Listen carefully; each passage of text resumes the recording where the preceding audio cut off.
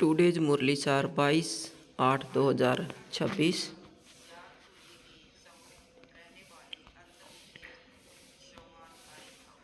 बाबा बच्चों को स्मृति और खुशी की स्थिति में रहने की शिक्षा देते हैं।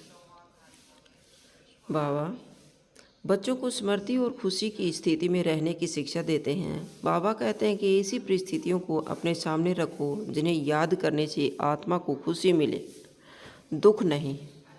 हमें बार बार यह स्मृति रखनी है कि हम पूज्य आत्माएं थे और अब संगम पर बाबा हमें फिर से श्रेष्ठ राव अर्थात राजा बनने की पढ़ाई पढ़ा रहे हैं। बाबा हमें केवल आध्यात्मिक ज्ञान ही नहीं देते बल्कि पूरे विश्व का समाचार और विश्व की हिस्ट्री, ज्योग्राफी भी समझाते हैं। इसलिए इस ज्ञान को केवल सुनना नहीं है बल्कि उसका चिंतन और स्मरण करते हुए जीवन में धारण करना है। जब बुद्धि में बाबा की नॉलेज और अपनी ऊंची स्थिति की स्मृति रहती है तो छोटी छोटी परिस्थितियां हमें दुखी नहीं कर सकती। विशाल बुद्धि की आवश्यकता। आज बाबा विशेष रूप से कहते हैं कि विशाल बुद्धि बनो। विशाल बुद्धि का अर्थ है हर परिस्थिति को बड़ी दृष्टि से देखना। किसी छोटी बात को लेकर परेशान होकर अपनी खुशी नहीं गंवानी है।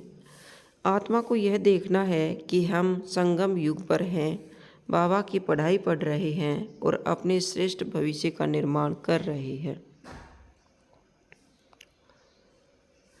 इसलिए अपनी बुद्धि की व्यर्थ बातों, छोटी छोटी परेशानियों और पुराने संस्कारों में नहीं लगाना है। बुद्धि को ऊंची और साफ रखकर बाबा की याद में रहना है।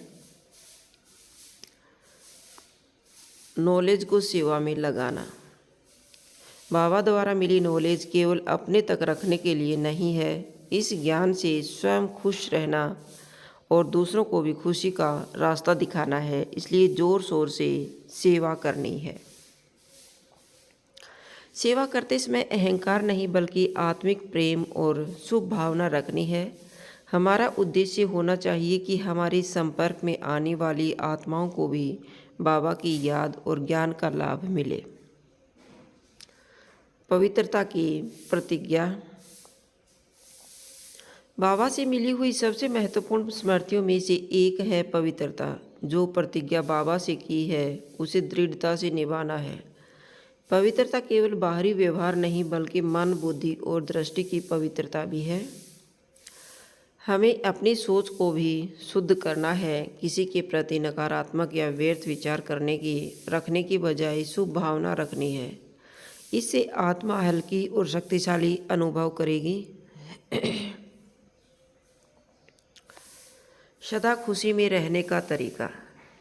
बाबा समझाते हैं कि अगर हम बार बार अपनी श्रेष्ठ स्थिति की स्मृति करते रहें तो दुख की बातें बुद्धि पर ज़्यादा प्रभाव नहीं डालेंगी। अपने आप से बार बार स्मृति कराओ, मैं आत्मा हूँ, बाबा मेरा शिक्षक और मेरा मार्गदर्शक है। मुझे श्रेष्ठ बनना है। मुझे अपनी पवित्रता और खुशी को बनाए रखना है। ऐसी स्मृति आत्मा को शक्ति देती है और मन को हल्का रखती है।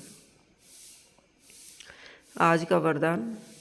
प्यारे मन के अभ्यास द्वारा फरिश्ते रूप का साक्षात्कार कराने वाले निरंतर सहज योगी भाव। इसका भाव है कि हमारा व्यवहार इतना प्यारा, सहज और हल्का हो कि दूसरे भी हमारे द्वारा फरिश्ते जैसी स्थिति का अनुभव करें। सहज योगी बनने का अर्थ है हर परिस्थिति में बाबा की याद को सहज बनाए रखना, केवल विशेष समय पर ही याद नहीं करना। आज का स्लोगन है, संगम का एक सेकंड भी व्यर्थ गंवाना अर्थात बहुत कुछ गंवाना है। संगम युग का समय बहुत मूल्यवान है, इसलिए समय को व्यर्थ सोच, व्यर्थ बातचीत, व्यर्थ चिंतन में नहीं गंवाना है। हर सेकंड को याद, ज्ञान, धारणा और सेवा में सफल करना है। आज के लिए विशेष अभ्यास। आज दिन भर इन 4 बातों का अभ्यास कर सकते हैं। हर कार्य से पहले बाबा की स्मृति। किसी परिस्थिति में छोटी बुद्धि नहीं विशाल बुद्धि रखना। पवित्रता की प्रतिज्ञा को दृढ़ कर रखना। हर आत्मा के प्रति शुभ भावना और प्यार रखना। पूरी मुरली का सार। बाबा कहते हैं, बच्चे अपनी श्रेष्ठ स्मृतियों को बार बार दोहराओ। याद रखो कि तुम महान और पूज्य आत्माएं थी और अब बाबा तुम्हें फिर से श्रेष्ठ बनाने की पढ़ाई पढ़ा रही है। बाबा से मिली नॉलेज को बुद्धि में धारण करो, अपनी बुद्धि को विशाल बनाओ और पवित्रता की प्रतिज्ञा निभाओ और खुशी में रहकर सेवा करो। संगम का एक भी सेकंड व्यर्थ न गवाओ। प्यारेपन और सहज योग के अभ्यास से ऐसी फरिश्ता स्थिति बनाओ कि तुम्हारे संपर्क में आने वाली आत्माएं भी शांत और खुशी का अनुभव करें। आज की मुख्य धारणा, मैं विशाल बुद्धि वाली, पवित्र, सदा खुश और सहज योगी आत्मा हूँ। बाबा की याद और सेवा में अपना हर सेकंड सफल कर रही हूँ।